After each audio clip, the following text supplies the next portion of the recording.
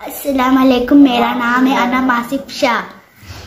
Anglo Urdu high school Nandurbar 5 standard.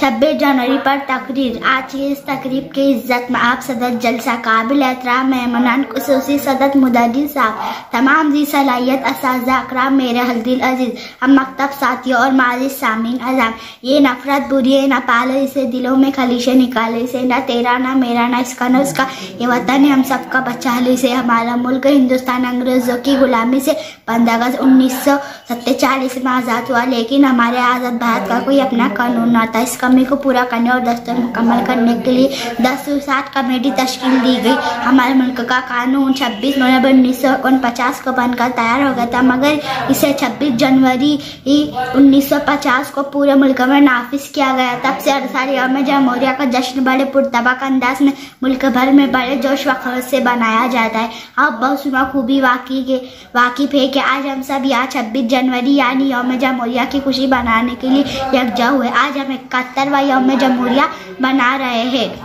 Bharat के दस्तूर doctor Bhimrao Ambedkar ने बड़ी अंतक मेहनत और दिलदमी से 2 साल 11 महीनों 18 दिनों मुकम्मल किया था। हमारे मुल्क का दस्तूर दुनिया के तवील तरीन दस्तूरों में से एक है। आज खुशी के इस मौके पर बसत खुलूस व मोहब्बत वतन के अजीज रहनुमा शहीदों जैसे मौलाना मोहम्मद अली जौहर, महात्मा गांधी, खान अब्दुल गफ्फार खान, पंडित जवाहरलाल नेहरू, भगत सिंह, मौलाना अब्दुल कलाम आजाद, डॉक्टर बाबा साहेब अम्बेडकर, अशफाक उल्लाह खान और हमारे फौज के वीर जवानों को भी याद करते हैं। हमारे मुल्क भारत को जमहूरी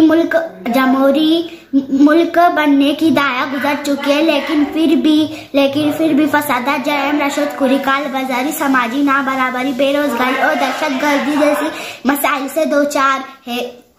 हमारे मुल्क को तरक्की के राह पर गामजन करने के लिए इस मुल्क को हर शहरी को चाहिए कि वो मुल्क के दस्तूर की इज्जत करे और